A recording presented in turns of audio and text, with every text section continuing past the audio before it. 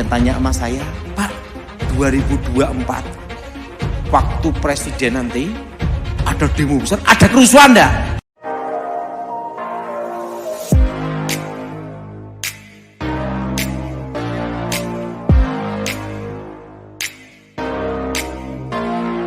Shalom sahabat John Pregado. Senang sekali bisa bertemu kembali dengan sahabat di channel ini. Terima kasih sahabat sudah mendukung channel ini sampai hari ini. Saya berdoa kepada Tuhan, kiranya Tuhanlah yang membalas dan memberkati kita semua. Pada kesempatan kali ini kita akan dilayani oleh seseorang yang tentu pasti akan memberkati kita. Oleh sebab itu, mari kita dengarkan baik-baik pesan yang akan dibagikan. Bila perlu kita catat dan kita bagikan kepada orang-orang yang kita kasihi, sehingga mereka juga mendapat berkat seperti kita. Baiklah, langsung saja kita dengarkan pesan penting yang akan memberkati kita semua. Namun sebelumnya, mari kita berdoa. Tuhan, terima kasih buat kesempatan kali ini kami akan mendengarkan sesuatu pesan yang sangat penting yang tentu pasti akan memberkati kami.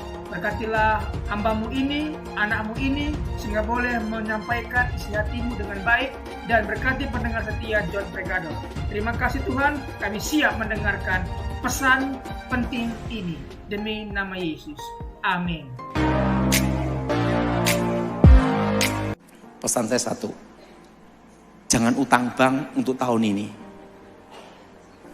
Karena perlambatan ekonomi ini masih 5 tahun saudara. Dari 2022 berarti sampai 2026. Puncaknya resesi itu nanti di 2025 adalah. Itu resesi ekonomi itu 2025. Dan inflasi itu sampai 5 tahun itu 2026. Jadi saya beritahu, jangan utang bank. Kedua, untuk jemaat sini semua saya beritahu, simpan emas semua adalah. Tapi jangan emas Jowo lain adalah.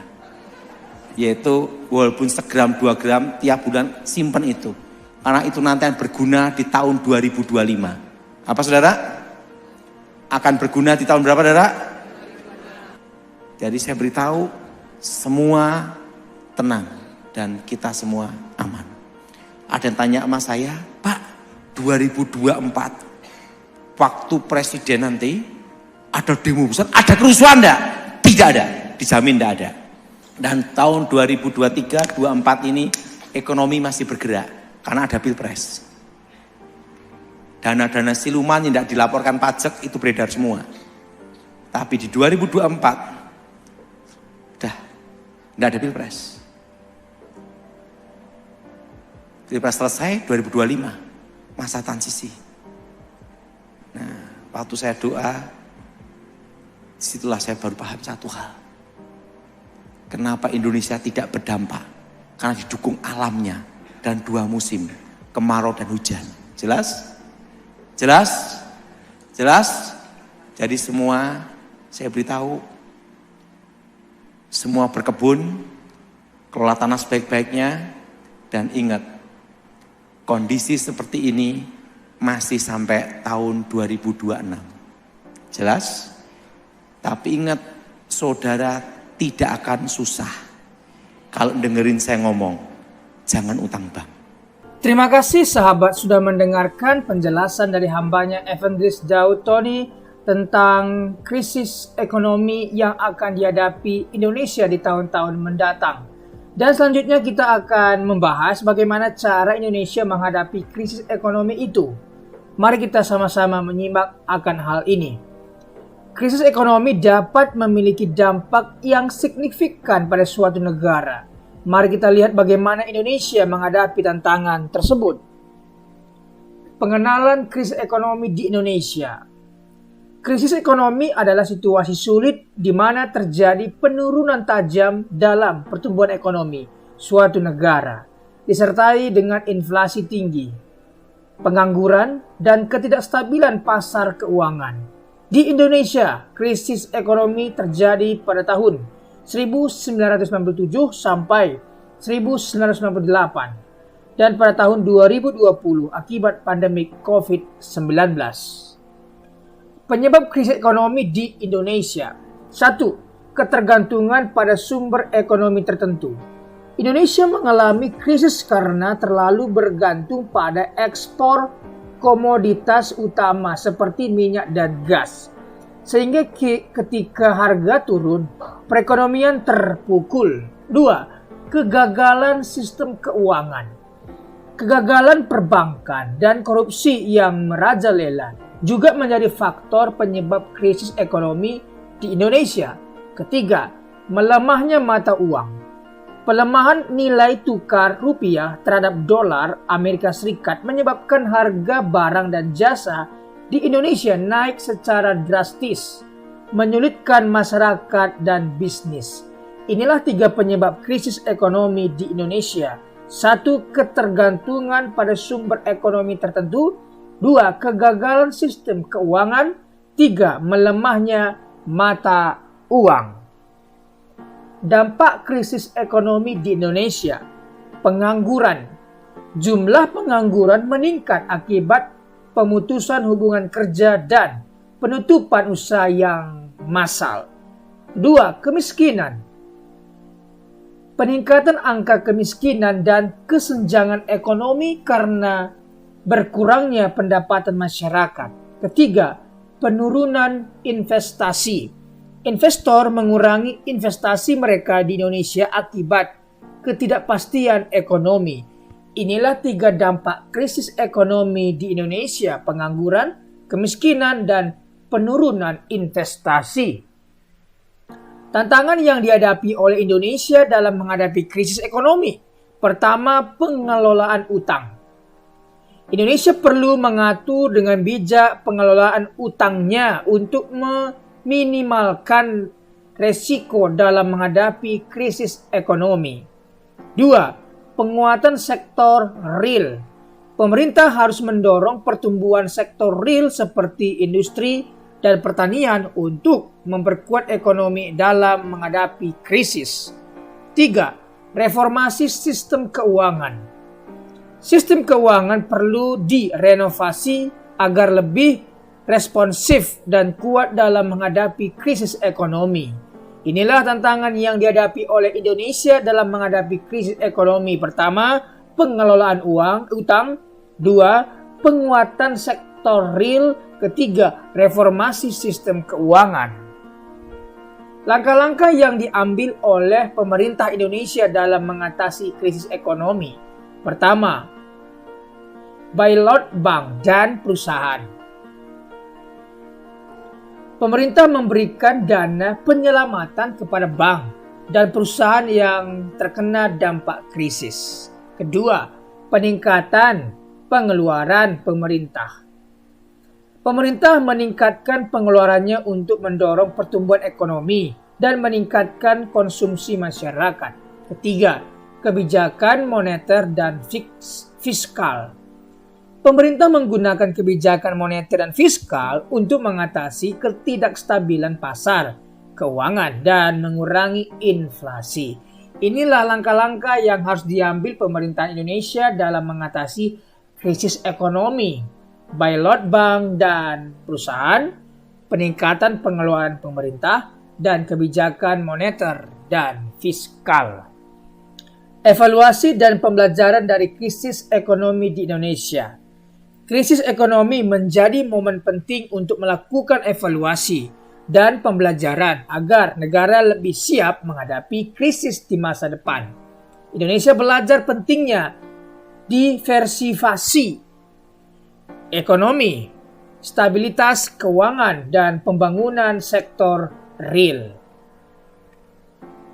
Kesimpulan dan rekomendasi. Menghadapi krisis ekonomi tidaklah mudah. Namun Indonesia lebih menunjukkan kemampuan dalam menghadapinya. Untuk menghindari krisis di masa depan, penting bagi Indonesia untuk terus berinovasi, diversifikasi ekonomi, dan memperkuat fondasi ekonomi dalam negeri. Nah, inilah yang harus kita lakukan dan pemerintah lakukan untuk menghadapi krisis ekonomi yang akan terjadi di depan ini.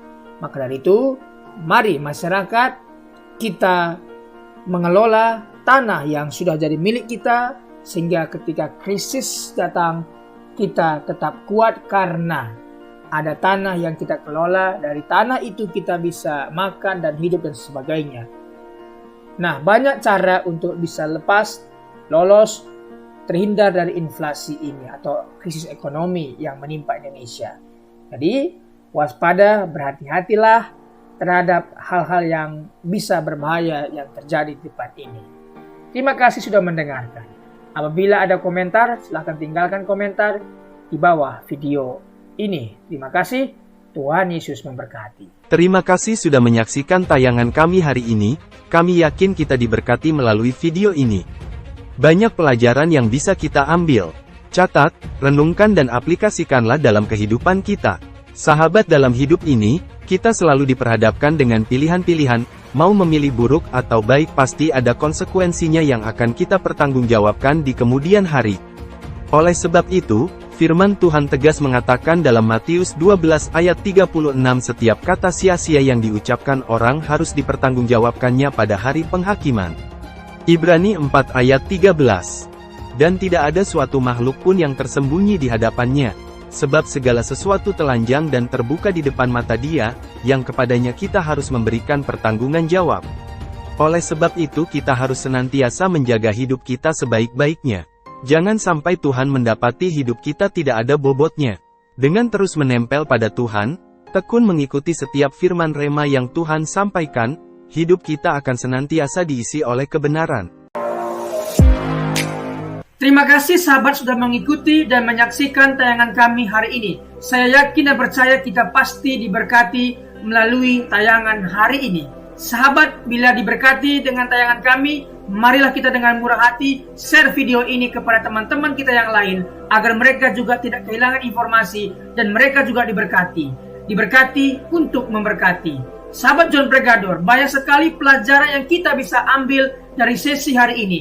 Catatlah baik-baik poin-poin yang telah disampaikan, simpan dalam hati, dan diaplikasikan dalam kehidupan sehari-hari. Saya yakin dan percaya itu bisa menjadi pelajaran dan rema buat kita, sekaligus membuat kita bijaksana dan bertanggung jawab dalam menjalani kehidupan ini.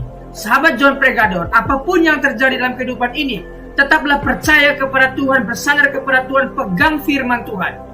Karena firman Tuhan adalah pedoman hidup kita, yang menuntun kita kepada jalan yang benar, yang membawa kita kepada keselamatan yang kekal. Jadi sahabat, mari kita mempergunakan waktu ini sebaik-baiknya. Selama hidup, selama masih diberikan kesempatan untuk berkarya, mari kita beri yang terbaik kepada Tuhan. Sahabat, apabila engkau dalam kesusahan, ingatlah firman ini.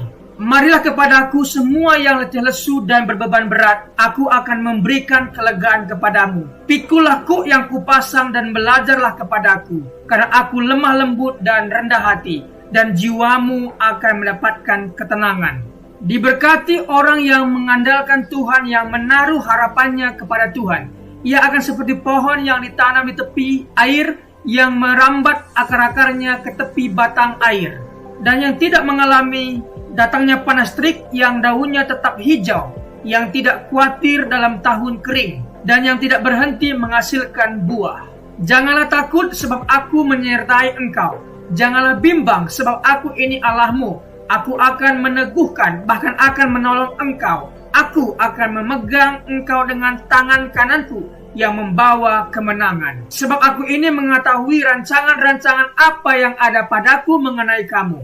Demikianlah firman Tuhan, yaitu rancangan damai sejahtera dan bukan rancangan kecelakaan, untuk memberikan kepadamu hari depan yang penuh harapan. Tuhan memberkati engkau dan melindungi engkau. Tuhan menyinari engkau dengan wajahnya dan memberikan engkau kasih karunia. Tuhan menghadapkan wajahnya kepadamu dan memberikan engkau damai sejahtera. Tetaplah berpegang pada janji Tuhan. Diberkati sahabat John Pregador dimanapun berada. Pekerjaan apapun yang sedang dikerjakan, Tuhan buat berhasil. Darah Yesus buka dalam berkat, keberuntungan, keberhasilan, masa depan yang penuh harapan diberikan Tuhan kepada setiap pendengar setia John Pregador. Terima kasih, Tuhan Yesus memberkati. Mari kita berdoa.